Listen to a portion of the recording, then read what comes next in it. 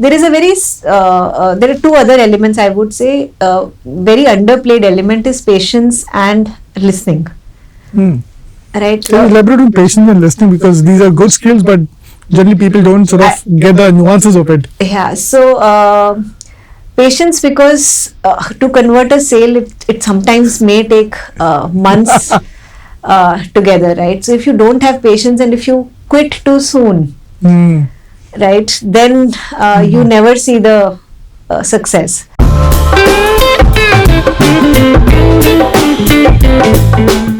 Hi, welcome to Sell Side Conversations. Today we have Preeti Nihalani with us. She is the Chief Operating Officer of Radio Mirchi. Preeti has been with Radio Mirchi since 2003 and has seen the evolution of the brand and the radio industry. In our conversation with her, we'll understand how Radio Mirchi became a formidable brand, the tactics, the strategy, the planning, and the whole thought behind it. So Preeti, welcome to Sell Side Conversations. Thank you. Right. And I'm so happy to hear this concept that you're doing. There is nothing specifically for sellers. Thank you. Happy to be here. Wonderful. So Preeti, let's start from the beginning. Kind of give us a sense about your childhood, your education, and how did it all lead to your first job? Was it in sales? Okay, very quickly about that. I am largely born and brought up in Delhi. Large part of my life I have lived in Srinagar also. I don't forget to mention that because it's the loveliest part of my childhood.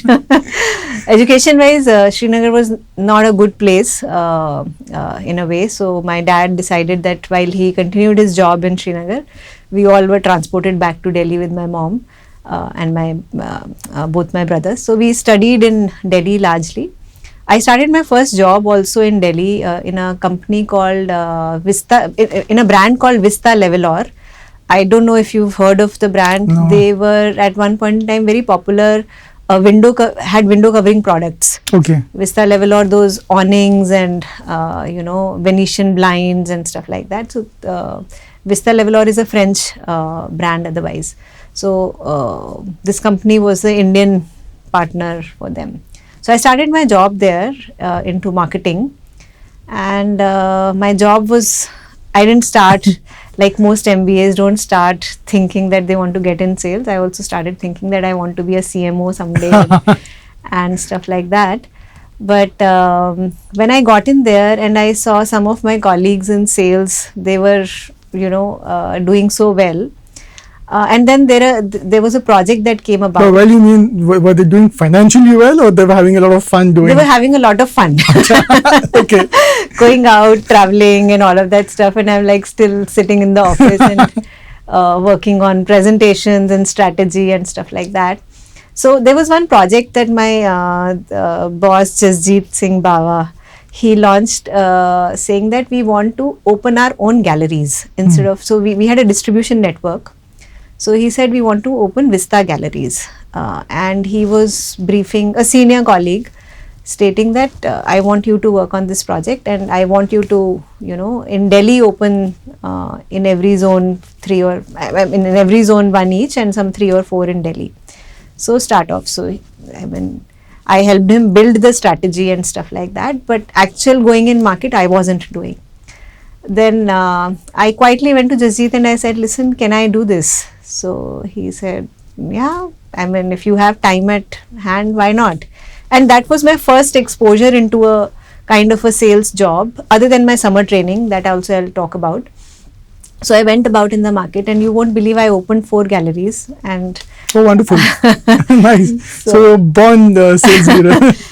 From there on, I started thinking that I should reconsider, because even in my summer training that I did with HCL before that, HCL had brought into India what was it called? Speech Dragon system. So I'm forgetting the right name. So it was a dragon system wherein it would convert the doctor's speech, because doctor ka prescription is very difficult to read. Got it. So they had then in 96, 97, 98, something about that time, they had brought this software wherein when doctor writes a prescription. Okay, speech to text kind of a format. So speech to text Okay.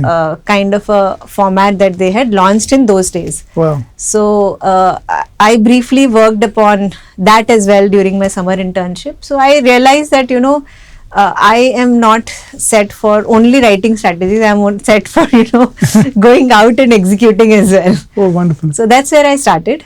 And then some reasons I moved out of Vista level, or I joined ICICI Prudential in Calcutta. Oh, there's financial sales. That's a tough one. No, not financial sales. It's life insurance. Life selling. insurance, yeah, insurance sales. That is a tough cookie to crack. That's the toughest to crack. So that's what I did, and I did that in a period when insurance was getting privatized. So back in those days in 2001 and 2002, privatization had just happened of insurance. For everybody, until then it was only LIC. Correct. अब LIC के सिवाय कोई insurance लेने जा रहे हैं is a big thing. So I joined ICICI Prudential then in the early days of insurance launch. That too I joined not in my natural market. Insurance sales is all about being in your natural market so that you can sell to your relatives, your friends, exactly, family. So I joined in a market in Calcutta. Yeah. Wow. So that was my second job, and then happened Mirchi. Wow, wonderful. Superb. So that's quite an interesting background you had to your beginning of a sales career. Yeah. So moving on to Radio Mirchi, you've been with Mirchi for almost 2 decades now. You've seen the evolution of the radio industry and the brand. So take us back, sort of rewind us back. We'll sort of take a rewind back and figure out how was the industry then and as compared to now. Sort of give our audiences a little sense of how the industry has evolved, how the Radio Mirchi brand has evolved, and we'll talk about other things. Let me first talk about the industry, and then I'll come to how Mirchi has evolved. So industry has seen a lot of change. 20 years ago when we launched, in fact the company was formed before that, but initially we launched with 7 stations, and those seven stations were also staggered launches. So when I joined the company in Calcutta, I mean from IPRU, I moved to Mirchi in Calcutta itself. When I joined that time, we were not on Airwaves. We went live on Airwaves in the first week of May. I think 2nd of May we went live, and I joined in February. This is 2003? 2003, yes. We had taken licenses, but it takes time. Correct. And there are permissions and whatever government procedures before you go live, and all stations who have licenses go live at the same point in time unless they are delayed for some other reasons. So now what do you do from February to May? Right? We are all sales guys, and we had no clue at what pricing should we sell, what pricing will work, right? What is the way to sell and stuff. We of course had taken trainings, and Mirchi has been very advanced in has always been very advanced in their thinking. So we had gotten this training guys from Australia called Larry and Todd. They had been in industry for a very, very long time, and they had done training sessions across the globe themselves. They had run the radio stations across the globe themselves. So we had got them, we did a formal training, and it was a fantastic training, and I think that training lasted for about I mean the outcomes of that lasted us for about 8-10 years. Wow. It was so robust training, not only in sales, in programming, how to do marketing, what are the initial things, how to form your client list. It's all of those. So everything. It was like across the spectrum of different functions. Absolutely. The policies, the scheduling, and all of that stuff. So it was a very, very good training. But abhi to training ho gaya, uske baad kya? So we would still go out in the market. We would take the jocks were practicing their shows right before they went live. So we would take the recordings of those shows on a CD. Achha. Take a tape recorder with the CD player, and take that huge dabba, if you recall from the old days. The boom box. Exactly.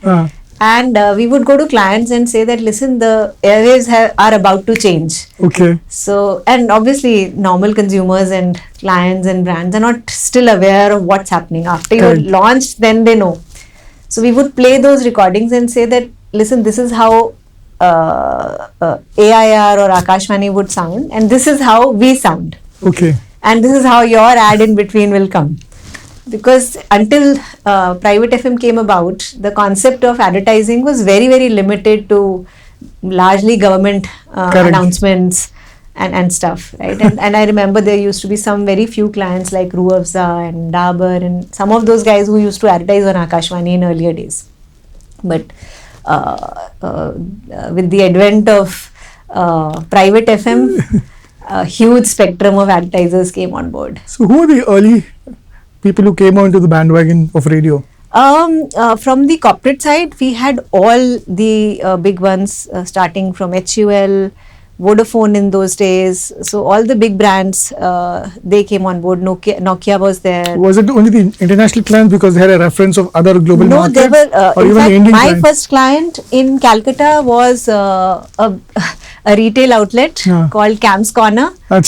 They used to be on the corner of the Kamak Street and Kamak Street corner, one Kamak Street. That shop is now shut, and the gentleman happens to be, the family happens to be a very good family friend, friend of ours now. Yeah. All right, okay. So retail clients were very, very active and have been very active on radio ever since. Since the beginning itself. Since the beginning itself. Oh, nice. In fact, I won't remember now 20 years ago because those were days of evolution. Got it. But let's say until a few years ago, we used to have a mix of 60% retail advertising and 40% corporate advertising. Oh, that was a ratio, 60-40. Yes. Oh. And today it is 75-25. 70 in favor of retail. Retail. So retail is that advertising big? is very, very big. Oh. And it's growing pretty large. Oh. See, what's happened is, radio is all about local, footfall driven, and retailers, they sense it when you go in a shop or something. The shopkeeper sometimes asks the madam, आपने ये मेरा offer सुना कहीं? अच्छा. तो मैं वो whatever 20% discount या. Correct.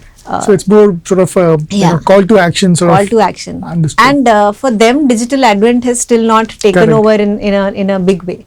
So Preeti, now, because what are these steps that you or your team took at that point of time to sort of lay the foundation for Mirchi to become what it is today in terms of, market development? What was the ecosystem like? Partnering with different ecosystem players, agencies, you expanded from 7 cities to maybe multiple cities now. 63 cities. 63 cities. So just sort of walk us through that expansion phase in terms of, maybe in blocks of 5 years, in this block to this block, how the expansion happened. See, the initial years from the growth of the brand in audiences, also in terms of revenue. Sure. So see, initial years were all about getting more and more clients converted on the medium. Right, so we were focused primarily onto getting, showcasing to the clients that how the medium works, what are the strengths of the medium, right? What is an appropriate way to use the medium, right? You cannot place one ad during the day or 3 ads during the day. I remember the days. Was agencies useful in sort of evangelizing the medium? Yes, I'll come to the agency part as well. And I will come to creative and media agencies both. So in initial days, I remember I have physically returned ROs to clients and gone and told them along with my team. I remember this one lady in my team who got an RO from a client, and she was very happy. It is my first RO. And when I see the RO, the schedule and everything is such that the client has given because she was pestering a lot. Got it. Right? It was a retail client. The client. And he'd given some 1 lakh rupee in Delhi, but I moved to Delhi afterwards. So 1 lakh rupee RO to her, saying that, "Acha, abhi tu meri jaan chhod de, ye leke ja. We'll see, something will convert or not convert." So her name, I still remember her name was Ashima. I said, "Ashima, this 1 lakh is gonna go down the drain. It's not gonna give him any result." She said, "नहीं, मेरा पहला RO है. You are not happy. You should be celebrating with me." Or I said, "No, it's not about. I'm very happy for you, but this is going to go for a waste. So you should be very honest with the client. Go back and tell them that, listen, if you want to invest in the medium, and this client used to take full page ads in newspapers. So I said, that client will not be satisfied with a classified kind of a treatment on this medium." Got it. So if they want to come on the medium, they should come with some reasonable faith. Otherwise, let's go back to them, re-educate them, and tell them you can better use it somewhere else if you're not convinced. Right? So I went and she said, no, I can't do this. I said, listen, I will come with you. I went and I explained it to them. I said, okay, you take front page jacket or front page ads or full page ads and stuff on newspaper. Why are you giving like three spots in a day? There is a bare minimum frequency that you have to play. So that gentleman understood the concept, and then he respected us, and he turned out to be one of the biggest advertiser of radio in those days. Oh, really wonderful. So that is sort of adding value to the client and sort of growing that. Wonderful. Yeah. So I'm sure there are countless such examples you will have, but when you grow sort of a new industry or a new segment, there are other ecosystem players that also play a useful role. So did ad agencies or media agencies play a crucial role in the development of the radio market? See, let's be honest about the fact that radio still continues to be in the traditional medium about a 3.5% kind of a play in anyone's life. First, let me address the creative agency's perspective. For a creative agency, the big thing happens when a TV commercial wins an award. Correct. Right? Or some other innovation wins an award. It's either television or print. Print में भी उतना innovation is नहीं. But television is primarily television. So for all the other mediums, it becomes a struggle to get into the lives of a creative guy and plus the medium is so dynamic, right? Because it's not only playing your ads, it's also doing things beyond it, like interacting with the jocks, doing some live engagement with the audiences, playing a theatre of mind effect. Theatre of mind effect is a very popular concept of radio. Okay. So those kind of... What is that for audiences? If you can explain, what is theatre of mind? I mean, it is like when you read a book, let's say if you're reading Harry Potter, you are imagining Harry Potter's character in your own way. Okay. But when you are seeing him, there is no room for imagination. Achha, right? okay. You see him the way the producer or the director wants to show you. Got it.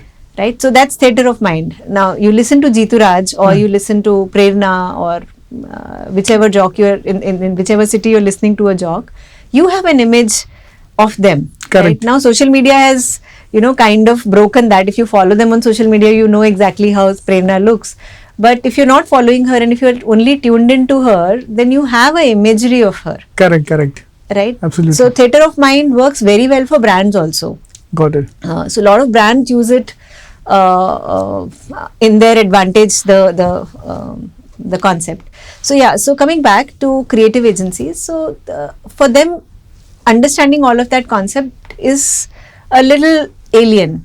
So what we in initial days also did, Gautam, is we organized sessions, radio sessions for creative agencies to educate them as an industry leader, to educate them on how the medium works and what are the kind of things. We in fact, for many years, we used to do creative awards called Kaan Awards. K-AA-Kaan. Oh yes, I've heard of those Kaan Awards, correct. So it's a take on the popular Kaan's award.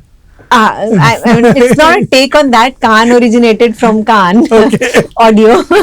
I always thought it was. No, it was spelled as K-AA-Kaan. Kaan, Hindi wala Kaan. Kaan Awards. So we did those awards to support the industry so that they could, they have their own interest in that. So I think good 15 odd years we did that. Oh, wonderful. So you think that was useful in sort of pushing the envelope further with the decision makers? In some way. I won't say that that's the only thing. There are many other things that you need to do. In fact, we in early days only we formed a creative cell in our organization and we still have, we call it brewery. It's called Mirchi Brewery. Okay. So we tell the client, listen, we're not competing with McCann's of the world, or I mean, we respect them for what they do. But when they have thought of your strategic idea, thought the way the creative direction is going, you tell us, and then we will come back to you how radio can amplify it. Understood. So, or with, I mean, the amplification of it, we will do for you. So, we're not competing with them, but we have our own brewery cell. Brewery cell. So that is leads into branded content and all of those Absolutely. things. So, we work with good clients, top clients who want to, utilize the strength of the medium. So once Radio Mirchi was one of the pioneers that launched, and then obviously there were a slew of competitors who came in the space, and now there's, I think, I don't know how many radio private stations are there, but there's a handful of them right now. What is your take on competition, and as a business leader, how do you look at competition in terms of Okay, so I'll just clarify a little thing to you, that radio is a licensed regime, right? So the first set of licensing happened way in the beginning, when the first set of launches happened, and then the second set of licensing happened in 2005, 2006. The other set of radio stations launched, and then it happened twice again, wherein we expanded to 63 cities from the original 7. A lot of players joined the bandwagon in 2006-7 period.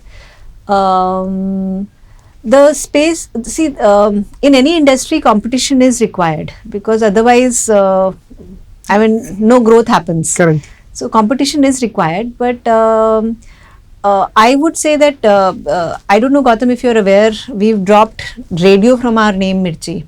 Right, because we are an entertainment company, and we believe that entertainment, in fact, when we launched, we termed ourselves, our company name is Entertainment Network India Limited. ENIL. Yes, ENIL. So Mirchi is one of the brand that we have. We have another brand called Ghana, for instance, now. Oh yes. Okay. We acquired Ghana as well. So what we have believed always is that radio is a platform for us, right? The content that I create today, my job creates, that content can be disseminated through various platforms. That content, let's say Mirchi Murga that you hear, you can hear it on radio, you can hear it on YouTube, it can pop up someday on your forward as a WhatsApp, or on your social media, on Instagram or Facebook or something. So we create content, and it is disseminated through various channels. So therefore we said and the amount of content that we are creating is humongous. Got you. So we said, okay, we are no longer a radio only company. So we, when you coming back to the question of competition, so we don't think that we are competing only with radio channels in that space. Got it. Even in advertising space, I'm talking from a content perspective or a product perspective. But even in the space of advertising, let me tell you that we do about 65% of our revenue that comes from radio. 35% of our revenue comes from other things that we do. Oh, interesting. So roughly about half of the balance comes from events business. That is big, right? Events business. That's huge for us. Pre-COVID, it used to be really big, and I can throw in some numbers to you. But post-COVID, we cut down on it, and now we are scaling it back again. We used to, at a point in time, we used to do 200 crores on events. Wonderful! Wow. So there are not many companies who do such large revenues, right? Correct. And within one main company, wherein we are primarily doing radio, within that doing 200 crores of events is not a small thing. Even during COVID, we had cut down almost to a negligible number, but now last year also we have scaled it back. This Sunday we did Green Marathon in 2 cities. Coming Sunday we are doing Green Marathon in Ahmedabad and Jaipur. Last weekend we did in Bombay. And so all this is an extension of the philosophy of content, and then extension. It is a so we are an entertainment brand. Right, we are a brand that engages with audience. We are a brand that is very local in nature, city connect. and or Bollywood and music. Got So it. these are some 3 or 4 pegs that we take, and we create properties around those pegs. So that is events business of ours. Another large business of ours is also digital advertising. So not many people still know about it because we are still at a very early stage of takeoff. But I think we are doing. So we are one of the largest audio digital audio inventory aggregators. Oh, really? Okay, I didn't know about this business. Yeah, so we launched it last year. It's an advertising product. It's not a consumer product. It's called MPing. Okay. M for Mirchi and Ping is pinging okay. someone. So MPing is wherein we, this business resides. And today, in a short span of about a year, we've got fantastic response. About 10% of our clients are already on board for advertising on it. They're already advertising. We have aggregation of 800 odd platforms. Okay, so it's a big aggregation, and next year we are scaling it to 4x, 5x kind of numbers. Wonderful. So you also mentioned that Ghana now is in your fold. Yes. And there is Spotify out there, and for whatever I've been following a little bit, I'm a Spotify user. I used to be a Ghana user, now I'm a Spotify user. Yeah. And I've seen them sort of do well in the last maybe a year or two post-COVID in terms of advertising, in terms of brand and all of those things. Any thoughts about how do you want to sort of take on Ghana? And by the way, Spotify, we work very closely with under MPing. So Spotify inventory is available under MPing. So our approach on MPing is audience-centric, platform agnostic. Okay. So we go to the clients. Let's say if there is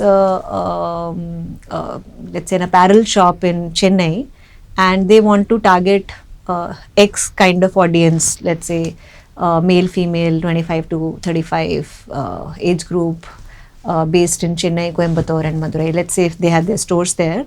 So that's the brief that we have. We tell them that, listen, while you're putting ads on radio, the same audience cut, there are X million impressions that I can give you across all platforms put together. So we don't go with an approach that I will give you only Spotify, because Spotify has their own sales team as well. It's an aggregation network. It's an aggregation network. So we go with an approach saying that audience-centric, platform-agnostic approach. So I'm not overselling a particular platform, or I'm not underselling. Are you seeing a growth in the audio market right now, in digital audio market? See, digital audio market again is a tough space. It's a small space. It's a tough space because attribution is a big issue, right? All the advanced digital advertisers want attribution, conversion. Conversion, yeah. Yeah. So that's a difficult space because audio attribution is very, very. So it's still at the awareness level that this. This is still at the awareness level, but it's a good journey for them to start. I told you that X that we are putting up on MPing next year is we are putting all digital integration, because when we went out in the market and the 10% clients that we got on board from our current radio clients, very simple demand come from them is saying that, why don't you do video as well for us? Or why don't you do display as well for us? Now there is a latent demand in the market, and advertisers believe us because we have a long standing relationship of 20 years with them. We have a large sales team, Gautam. Not many media organizations in digital space specifically have people present even in Rajkot or in Bhavnagar or Palanpur and cities like these. I am present in 63 cities. So you can imagine the width I can get to any of these brands. So we are getting a very good response from both the platform side, because they want to engage with us due to our reach and our capability to sell. One can have reach, but capability to sell sometimes is not there. But at Mirchi we have developed it very well with the sales team, because our product portfolio has been such that they get attuned, they get trained to sell. And we've been always very cautious about it. Understood. So hopefully my podcast will also be on your aggregation network. So one is the events business, one is the digital business. That's a fantastic idea. Maybe later on. So one is the events part, second is the MPing business, and third is the regular FCT on radio. So again, FCT on radio also, we have changed the concept long time ago. Actually, roughly about 8-10 years ago, we said, today my sales team does not go to any client and say, "Sir, give me a 5,000 second RO." We don't talk that language at all. So what is the proposition? जब आदमी जाता है आपका? We ask them, "Sir, what is your problem?" अच्छा. Right. My problem is I want to launch my new outlet. Right. If I want to launch my new outlet, what scale do you want to launch? And I will do anything under the sun to make that happen for you. Got right. So we do a multimedia solution approach. A lot of media either are available within the group, right? Times Group. Yeah. Times Group. If they are not available, then because we do events business as well, our own events, we do some 350 plus events in a year. We have a strong execution arm and a great relationship on the execution side as well. Got it. Right. So even if they want to do Dhol Tamasha kind of event, call a celebrity, do a musical event at my launch, we have the might to do that as well. Right. Then if something is not available within the group, we organize that for them to buy as well. So our approach is very solutions-led approach. In that process, it's not always the client is looking for a large-scale solution or a launch of something. Sometimes they will look for a solution saying that, okay, I'm launching 2 new stores of mine. Can you do something for me? Call a celebrity, create a buzz. We will do the entire event end-to-end for them, promote it as well. And in a year, maybe twice such engagement would happen, but 3 times he will come and say, okay, khali sale campaign hai, so just run an ad. Got it. So in that process, like I said, 65% of sales is radio sales today. Got it. But we are on the path wherein this balance 35% scaling up is happening much faster. So very soon we would be on a 55-45 kind of a ratio. Interesting. So Preeti, you also mentioned that you were present in 63 cities and you have a large sales team. Now let's sort of switch gears and come back to team management. So you've been the CRO, you've now the CEO, you've led large teams. What is your belief in team management and motivation, and how do you sort of get everybody to wake up every day and put their best foot forward?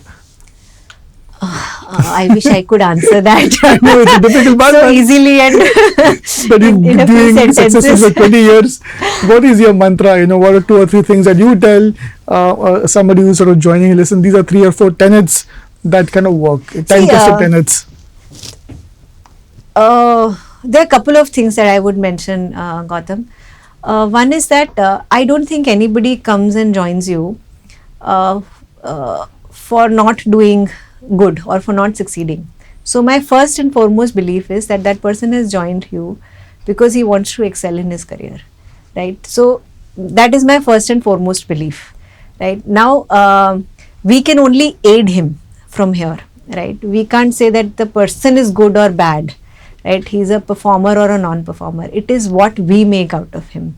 So have you trained him well, trained him or her well, trained them, given them enough, arms and ammunitions to go out in the market?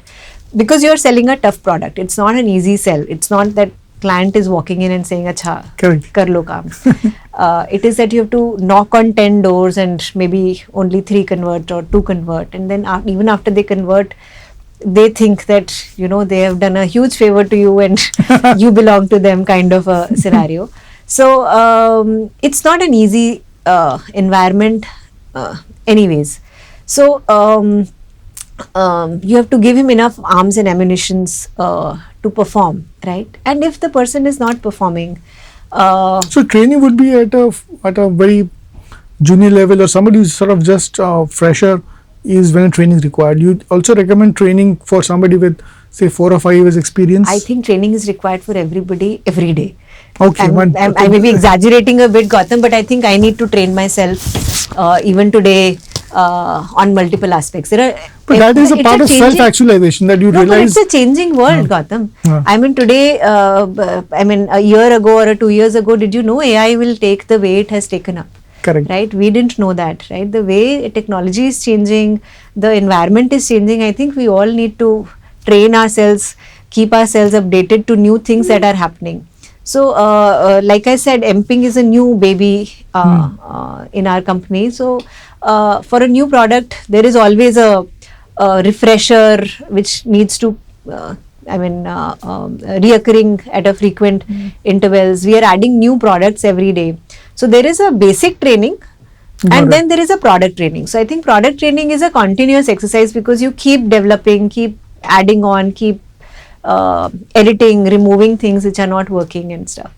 So yeah, training, retraining is regularly required. So basically your tenet would be training is crucial, and you're saying somebody with the right attitude is a given. You would say somebody with the right attitude, right approach is a given. And then is a great good culture. In fact, I personally also believe in the same, and thankfully Mirchi's culture has always been the same, is that we don't believe in micromanaging. We don't believe in saying that आपको 9 बजे आना है, आप 6 बजे तक बैठेंगे, जब तक आपका बॉस नहीं कि आप नहीं जा सकते. So we don't have that culture at all. Got it. Our culture is very performance driven culture, right?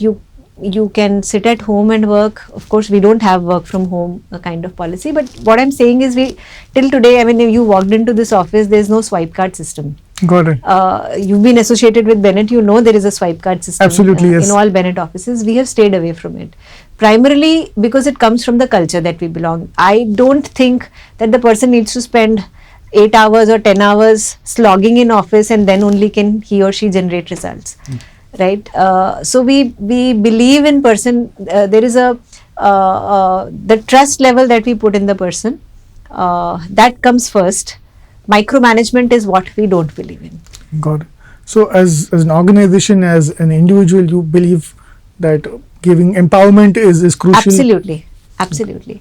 Also, one thing that I personally believe in is that there are problems all of us face, right? Whether you are a frontline salesperson or a manager or at any level, you may be mid-management or a senior management, you are faced with problems. The worst thing that we do to our people is by giving a solution. I don't think as a leader we are growing them. Right? Okay, so what do you mean? So you think giving them a solution, meaning what? As you're killing their capacity to think. Acha. Right? Let's say if somebody so let's say if I'm a middle management and you're my boss, and I'm stuck with something, you wouldn't give me a solution, or you maybe 5 years ago I was stuck in the same situation, right? So I may have an instant solution for you.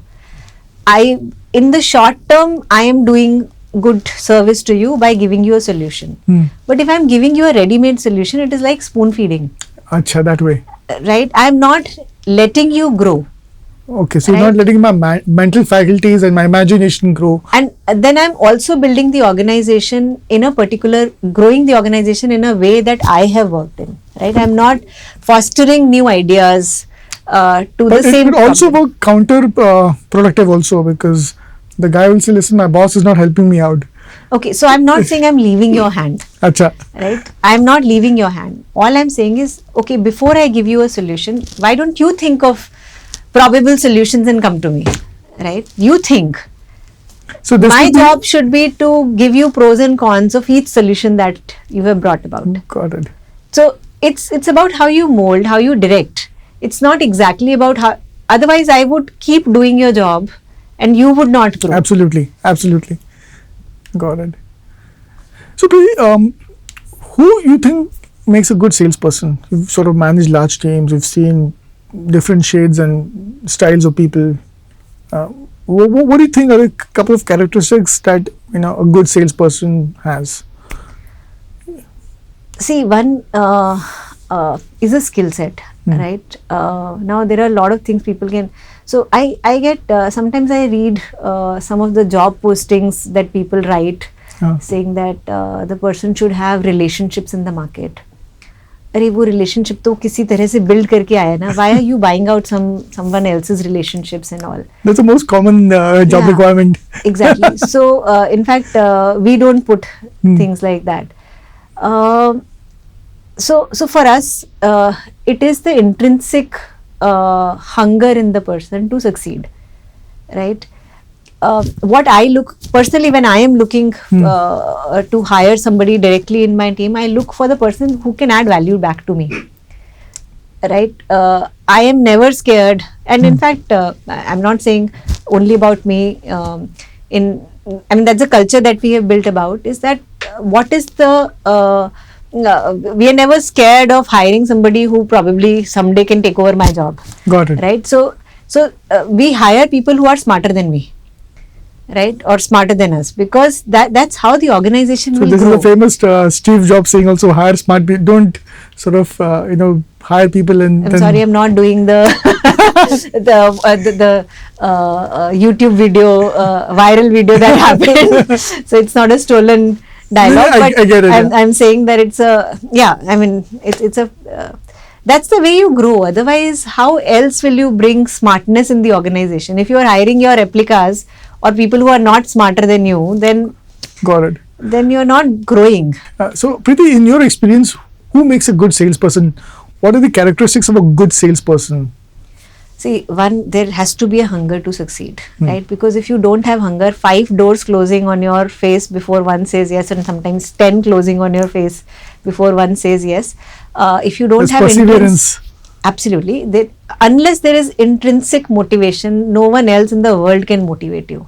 Right? We can only support you, but not motivate you. Absolutely. अंदर से आवाज नहीं आती जब तो एक तो अंदर से आवाज आनी चाहिए. So the hunger should be there. There should be dedication. I actually, when we look for sales people, I see what passions do they have. If they don't do things for their own passion, then for my passion they won't run. Correct. Right? So if you are, let's say, passionate about cricket, how far do you go to, sort of pursue a passion? Pursue a passion. If you don't pursue your own passion, तो मेरा passion to succeed and kill someone else in the market is not gonna happen. Absolutely. Right. So passion and the extent that you go to do that, and there is a very there are 2 other elements I would say. Very underplayed element is patience and listening.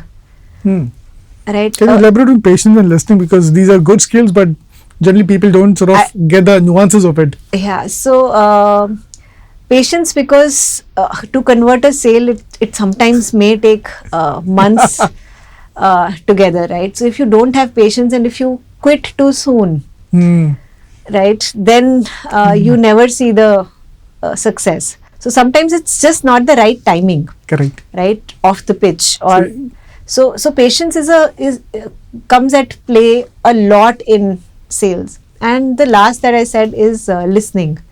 I've been constantly speaking here. No. So I know what he's saying, but for our audiences, what is listening? Because oftentimes salespeople just talk, but the listening aspect is something most people ignore, and then that is a very crucial aspect. So can you talk about the listening part? Absolutely. So if you're not listening well, what happens in a salesperson's life is he or she is prepared a script in his head. आज मुझे जाके ये बोलना है. Correct. मेरे manager ने बोला है ये 4 चीजें बेचकर आनी है, तो मुझे ये 4 चीजें तो पिच करनी है. Right? So he or she is interested in making that pitch. They're talking about those 4 things that they have to sell or their target is set about, right?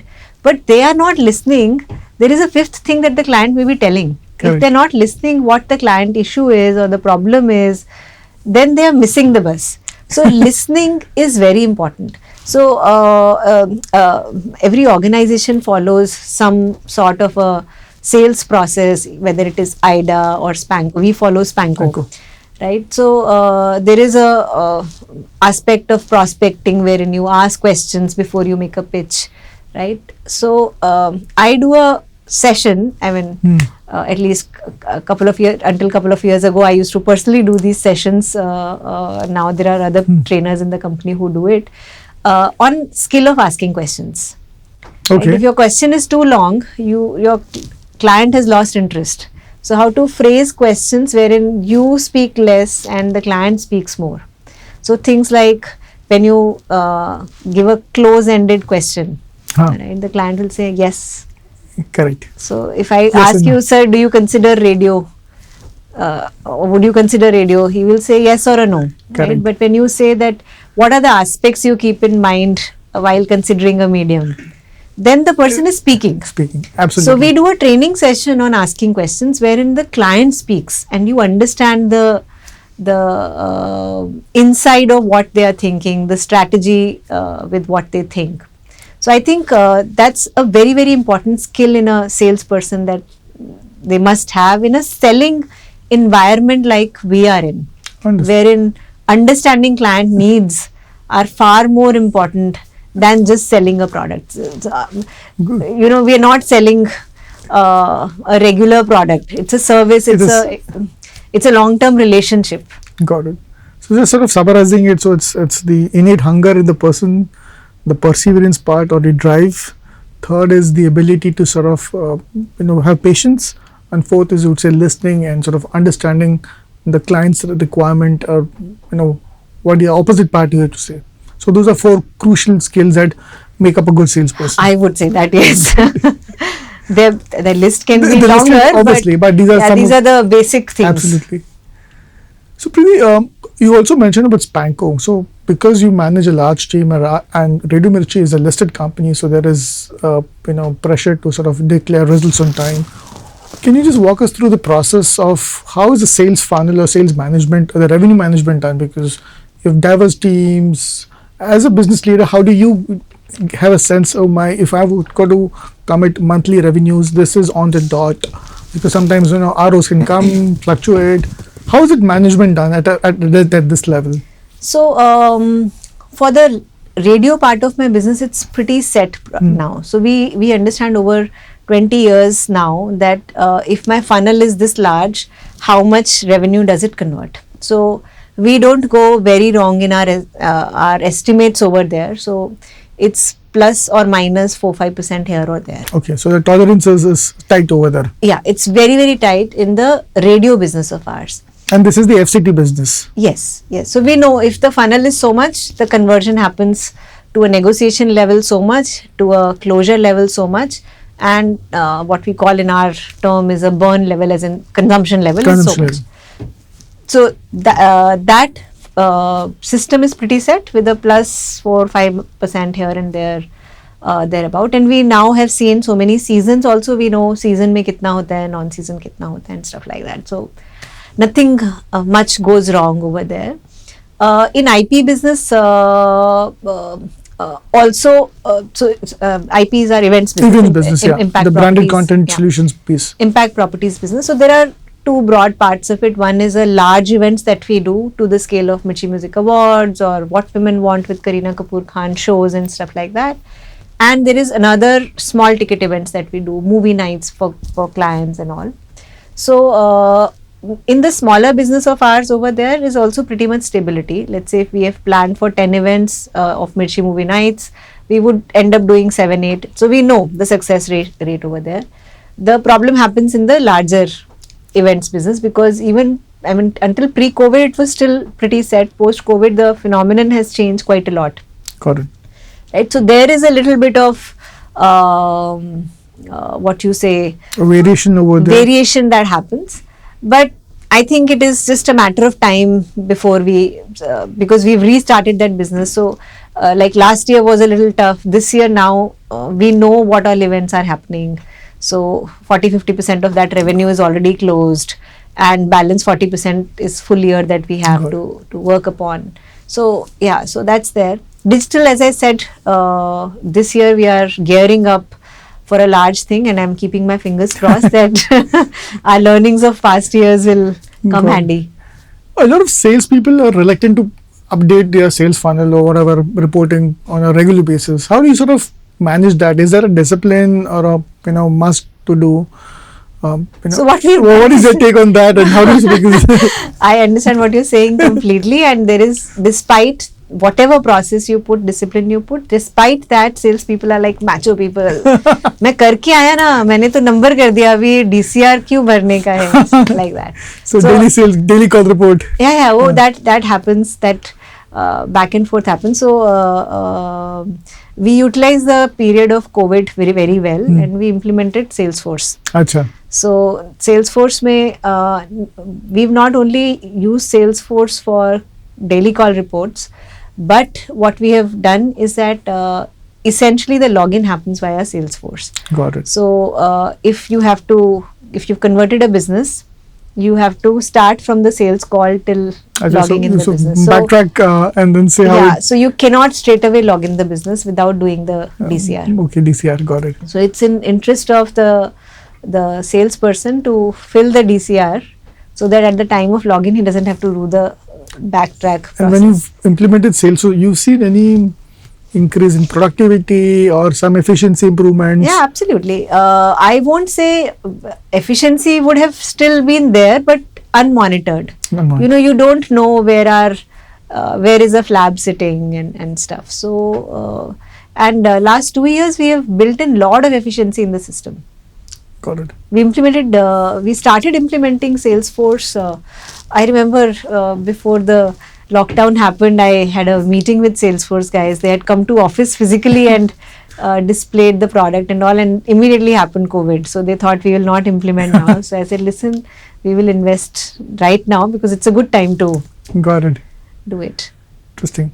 So Preeti, now because I'm just sort of delving a few more questions on the team management part. Sure. Is what do you do? How do you handle when somebody is saying I'm putting the effort but result nahi aa raha hai? At some level, the manager's tolerance is going to give up, and you will classify him as an underperformer. How do you manage that process? Because the guy is saying, "Boss, मैं तो जा रहा हूँ, मैं calls कर रहा हूँ, I'm doing that regular part, but it's still not converting." At what point would you say, "Okay, you know, you've been given enough leeway or rope, now it's time to cut off"? So see, what we do very consciously is when we follow SPANCO, so we see where is the problem. So if the person is doing lot of negotiations but closure not happening, so we figure that the negotiation is an issue, right? Or the person is doing a lot of prospecting, proposals he's submitting but they're not graduating to negotiation level, right? So when you do the analysis of a SPANCO, the manager sits through, and in fact all our managers are trained to do that, wherein they sit with the sales guy and understand where is the gap. So the gap is in negotiation. Generally these are the two gaps that happen. Either negotiation doesn't happen or the proposal is not drafted well. Correct. And so either whatever is the problem, so we address that problem. If it is a negotiation issue, then we aid by way of trainings which are largely on the job training, you know, shadow calls and stuff like that. We train the person in negotiations or in approach and all. And I think if it is issue like these, I mean 8 out of 10 times these issues are addressable issues. They are not something that you can't fix because you've hopefully taken a good person, good guy, probably doing good somewhere else. But sometimes also happens is that when you take freshers or somebody who's just 1 or 2 years in their sales career, sometimes they don't want to pursue sales because it's not an easy job. It's end of the day, it's a tough job, right? Absolutely, yeah. I personally believe no job is easy, but let's say its degree of difficulty is a little higher. So if that's not their cup of tea, then whatever you may do will not motivate that person. Correct. Right? So somewhere then you have to part ways. Yeah. So, but by the way, हमारी company में we don't have like hard partitions that one can't transit from one role to another. We've seen a lot of people in our company have transited from sales to content, and I mean they've done well in content or marketing or something like that. Got it. The other way around as well. So there's a different career path for them that's sort of laid out. So if it fits in well, then some people we also transition. Great. So Preeti, you think sales leaders are born, or it's a skill that you're inborn with, or we can hone it, or it's a combination of both? What's your take on that? I think. I don't think you're born with anything. I don't know the right answer to this, Gautam, but I'll tell you what. I'll tell you personally. I think I always wanted to be heading an organization. So I don't know whether I was born to do it or. So let's say you're born with it because it's a childhood sort of an ambition, right? So Childhood to pata nahi, but yeah, when I was in college, I remember. I married my classmate. My husband is we both of us studied together and did our MBAs together. So my father-in-law was a director of NIPM, National Institute of Planning and Management. So he came to our institute for a guest lecture. That time he didn't know that both of us were dating. So he was a guest. He was doing a guest lecture that time, and he opened a question saying that anything that you want to ask, etc., etc. So I don't even remember. He reminded me that I asked him this question that how do you become a CXO? How soon can you become a CXO? Or something like that. I had asked him. So so my this thing was always to lead an organization, but I don't know whether I was born with it. But yes, I made my way to figure that what are the skill sets that I need to work upon to get there, and then one is skill sets, then is the opportunity that comes your way, and sort of taking risks at the right time. What do you mean taking risks in a corporate life? Taking risks, what does it mean? I mean taking difficult portfolios, because if you don't take a difficult portfolio, you're not seen as a person who's willing to put risk in their career, etc. So I've taken some decisions like that as well. I've moved cities.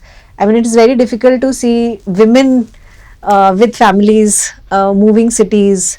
Wonderful. Okay. I moved from Calcutta to Delhi. First from Delhi to Calcutta, then Calcutta back to Delhi to Bombay. So all of those things. Preeti, have you seen the movie The Wolf of Wall Street? There's a famous scene over there when he says, "Sell me a pen." Would you do that to any new employee who's joining? Try to sell me a pen and evaluate him or her? Actually, no. I won't do that, because I think, like I said, what I'm looking for in that person, whether he can sell or not sell, comes from his success. To see, 80-90% of the times you are taking people who have sold something, right, in their lives. There are only 10% or 5-10% fresh hires that we take. Over there you are taking anyways a punt, right? But if that person has come with a successful selling stint, I go with intrinsic belief that he was doing well over there. Got it. Right? So I don't want to put him or her in a situation wherein I'm telling him, okay, बेच के दिखाओ मुझे. I rather check for other parameters that I spoke about. Correct. How passionate that person is. That is far more important for me. Got it. बेचना तो हम सिखा देते हैं. So Preeti, now moving on to another segment, and since you are a woman leader, what are the things that you think women in media or women in sales profession get equal opportunities that men do? What is your take on that? Okay, I don't know whether they get right opportunities or not get right opportunities, but I see very few women. So obviously there is a gap at both ends. You can't say that the opportunities are not there. Maybe opportunities are there and women are also not taking it up, because it's considered a tough this thing. But I find it really difficult to absorb this fact that there are the percentage of women are very, very less as compared to what they should be. Like even in our organization, in Delhi, Bombay, Bangalore, Chennai, Ahmedabad, and some of the bigger, larger cities or Calcutta, you will find decent mix of women and men in the frontline sales. But the minute you go down to cities like smaller cities, let's say even state capitals and some of the other smaller cities, Baroda and Rajkot, in fact, now we have a woman leader over there in sales. But very few women are there, or Coimbatore and Madurai and all. So very, very few women. So the ratio drops. So it's mostly top 5-6 cities where, because of urbanization, because of urbanization and all the other things, higher level of education is where the women empowerment is. I think it is also a lot about the mindset that okay, why to do sales? Do a desk job. Correct. right? Why would you go out in the heat and, why would you go out and meet so many people and stuff? But I think things are changing at a slow pace. Yeah. I mean, internally we urge, in fact, that is what we also speak a lot about to our leaders, saying that, listen, you should actively, cautiously have a diversity in the team, which essentially means that every opportunity that you are interviewing for, if you're interviewing 5 people for one particular position, then ensure that at least 1 or 2 people are, 1 or 2 candidates are women candidates out of those. So we do pursue it from that angle. Hopefully someday it will change dramatically. Okay, so it's just the way things are. But you've never seen any form of discrimination or bias against, no, I want to hire a main because sales is more male dominated. Unfortunately, yes, I have seen, and okay. I very and in fact, on my face nobody is gonna say that okay, whatever, but there is a inside belief that a lot of people have, that when you are hiring a young woman, she'll get married and she'll quit. There are men I have seen who quit their jobs after getting married, and there is a man who actually quit his job in Mirchi only because he got married and he shifted cities to where his wife was. So, I mean, what is this about? Why will women quit their jobs when they absolutely they this is one of the most common things where discrimination is done against women. So, I mean, they won't even say this. They won't even, and I don't think it is right to ask in a interview. You should only judge or figure out that how driven is that woman. Correct. Right? Who's come for an interview. If you figure a drive in her, and we always accommodate maternity cases and forget about maternity cases. Even if there is sickness in family or personal illness and stuff, we are, I mean, as an organization, we are very, very accommodative in that sense. So I don't know where that fear comes in from some of the managers saying that, okay, shadi ho jayega, they will go for maternity leave, and it's okay, if they go for maternity leave, you plan, right? It is not, it doesn't happen like it takes 9 months to deliver a baby. So you have enough time to plan. Yeah, interesting. So any sense on, I mean, I've also had a lot of women team members in our team, but I know I've always believed that women are much better at sales. And any thoughts on, do women make good sales leaders or good sales people? Or I would say only one thing, and I don't want to discriminate here one against the other. There are great men leaders as well, but what comes to women very naturally is a emotional balance, right? And naturally women are good listeners. So women have a lot more patience, and they balance out things very gently as compared to machoism. And I'm not saying, and I'm not discriminating and saying that there are women I've seen who are very macho in nature, right? Or very aggressive in nature. So, but I'm saying generally a feminine side take over a lot more. So there is a lot more emotional balance that comes in when women leaders are managing. So they will see a little emotional side as well, and not be just reactive and on Correct. face of it. So I think it's a good balance to have. I'm but not saying, but that balance is important. But sometimes the emotional part can also be construed as weakness also sometimes, and I've seen that also happening, that if somebody gets emotional for a moment and somebody says, we are all humans, yeah. So I mean, otherwise we would all be robots, right? Perfect. Oh, so I think, Preeti, that's mostly the sum and substance of the conversation, and thank you for being on Sell Side Conversations. Thank you, Gautam. All right, Thanks a lot. thank you.